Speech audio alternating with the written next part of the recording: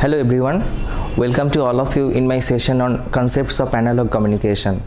Now if you see, the subject's name is based on analog communication, that is basically comprising of two words. One is analog and one is communication. Communication is a vast area, so first of all we would like to know what is communication. Communication means to send information from one point to another point. Now the point from where we are sending the information can be treated as a sender, and the point which is going to receive that information can be treated as a receiver. Now the sender is basically comprising of the transmitter and the receiver is basically comprising of the receiver unit itself. Now as I have told you that during communication we are trying to send information from one point to another point. So first of all we would like to know what is information.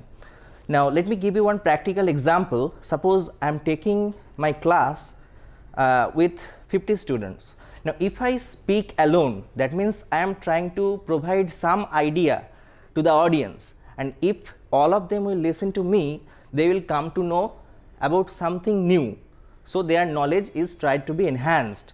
And at this moment I can tell that some information is getting conveyed to each and every one of them. But if we think about the reverse, that means I'll keep mum, but rest of the people, say 50 students, they all are trying to speak togetherly. So at this moment I will not be able to identify what the people are trying to say. So at this moment no information will be conveyed to me. Instead of that, that will create some noise. Now there are different modes of communication. First let me tell you what are the different modes of communication.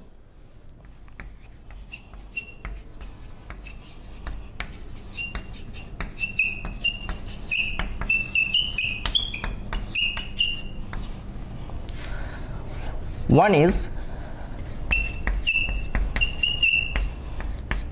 point to point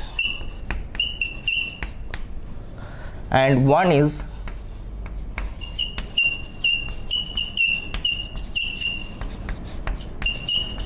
broadcasting. Now I would like to emphasize upon those two different modes of communication which is normally accepted.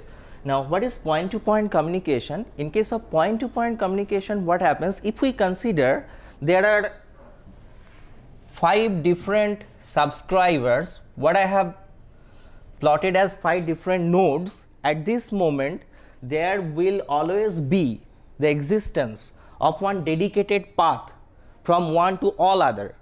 So at this moment I have got 5 different nodes. I can treat all those 5 different nodes as different 5 subscribers. Now if I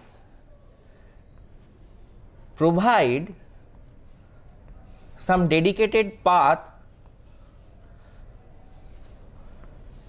from one to other always, that is going to be treated as the existence of some dedicated path from one to all other, right?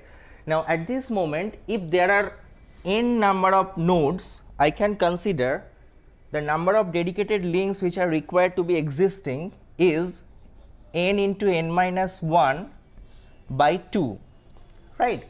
Now here as you have seen, I have plotted 5 different nodes which are being connected by different sides, and here n is 5. So the number of dedicated path to exist over there will be 5 into 5 minus 1, that is 4 by 2. So that will be 10. So at this moment as you can see, 1, 2, 3, 4, 5, 6, 7, 8, 9 and this is 10. So 10 number of different dedicated paths are there, and at this moment we can treat that specific diagram as a fully connected network. Now normally this point to point communication happens on both ways, right? Now let me just tell you something about that broadcasting communication. That broadcasting communication is normally taking place from the transmitter to the receiver point of view only, and from receiver normally there doesn't happen any communication back to the transmitter. I can give you one example. Suppose in Eden Garden there is one match in between India and Australia. So at this moment different signals are getting captured, the TV cameras are existing over there which are trying to capture those informations, and respectively the communication is being made, the broadcasting rather is being made from that playground to the home premises of all different subscribers. Now at this moment if something wrong will happen over there, we can be able to view and we can be able to realize that, but if we need to provide some feedback to them, that will not be able to reach to the respective ends at the playground. So we can treat that kind of communication mode as a broadcasting communication mode.